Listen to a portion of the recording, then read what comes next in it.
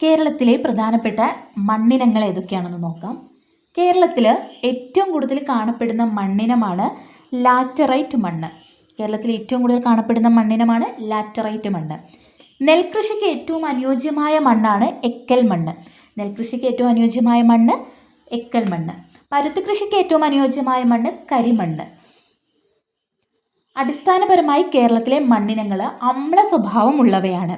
Carbon സംവഹന ശേഷിയും ജലത്തെ നിലനിർത്താനുള്ള കഴിവും ഫോസ്ഫേറ്റ് ധാതുക്കൾ എന്നിവയെ മണ്ണിൽ ഉറപ്പിക്കാനുള്ള കഴിവും വളരെ കുറവാണ്. മണ്ണിൻ്റെ രൂപീകരണത്തെ സ്വാധീനിക്കുന്ന പ്രധാന ഘടകങ്ങളാണ് കാലാവസ്ഥ, ഭൂപ്രകൃതി, സസ്യജാലം, ജലലഭ്യത. കേരളത്തിലെ പ്രധാന മണ്ണിനങ്ങൾ ചെമ്മണ്ണ്, ലാറ്ററൈറ്റ് മണ്ണ്, തീരദേശ എക്കൽ മണ്ണ്, നദീതട എക്കൽ മണ്ണ്, കുട്ടനാട് എക്കൽ മണ്ണ്, ഓണാട്ടുകര എക്കൽ മണ്ണ്, കരിമണ്ണ്.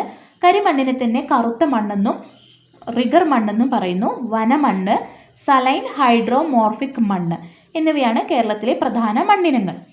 നദീതട എക്കൽ മണ്ണ് ഏറ്റവും കൂടുതൽ കാണപ്പെടുന്നത് കൊല്ലം ജില്ലയിലാണ്. നദീതട എക്കൽ മണ്ണ് കൊല്ലം ജില്ലയിൽ. ഓണാട്ടുകര എക്കൽ മണ്ണിൽ പ്രധാനമായും കൃഷി ചെയ്യുന്ന വിളകൾ നാളികേരം, നെല്ല്, മരച്ചീനി. എറണാകുളം ജില്ലയിലെ പൊക്കാളി, കണ്ണൂർ ജില്ലയിലെ കൈപ്പാട് മണ്ണ് എന്നിവ ഹൈഡ്രോമോർഫിക് മണ്ണിന് ഉദാഹരണങ്ങളാണ്.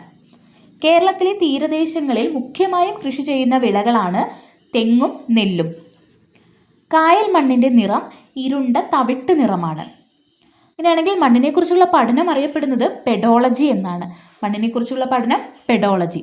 പർവ്വതങ്ങളെക്കുറിച്ചുള്ള പഠനം ഓറോളജി, ജലത്തെക്കുറിച്ചുള്ള പഠനം ഹൈഡ്രോളജി, ശുദ്ധജലത്തെക്കുറിച്ചുള്ള പഠനം ലിംനോളജി, ഗുഹകളെക്കുറിച്ചുള്ള പഠനം സ്പീലിയോളജി, നദികളെക്കുറിച്ചുള്ള പഠനം പോട്ടോമോളജി, കാറ്റിനെക്കുറിച്ചുള്ള പഠനം അനിമോളജി, സമുദ്രത്തെക്കുറിച്ചുള്ള പഠനം ഓഷ്യാനോഗ്രഫി.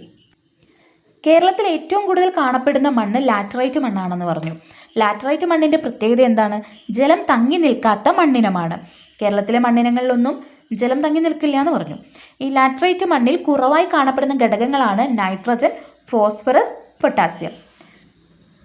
നദീതട എക്കൽ മണ്ണ് കൊല്ലം ജില്ലയിലാണ് കാണുന്നതെന്ന് പറഞ്ഞു. നദീതട എക്കൽ മണ്ണിൻ്റെ ഏറ്റവും പ്രധാന പ്രത്യേകതകളാണ് ഫലഭൂയിഷ്ഠതയും ജലത്തെ തങ്ങി നിർത്താനുള്ള കഴിവും. നദീതട എക്കൽ മണ്ണിൻ്റെ ഏറ്റവും പ്രധാനപ്പെട്ട മറ്റൊരു സവിശേഷതയാണ് അമ്ലഗുണം കൂടുതലാണ്.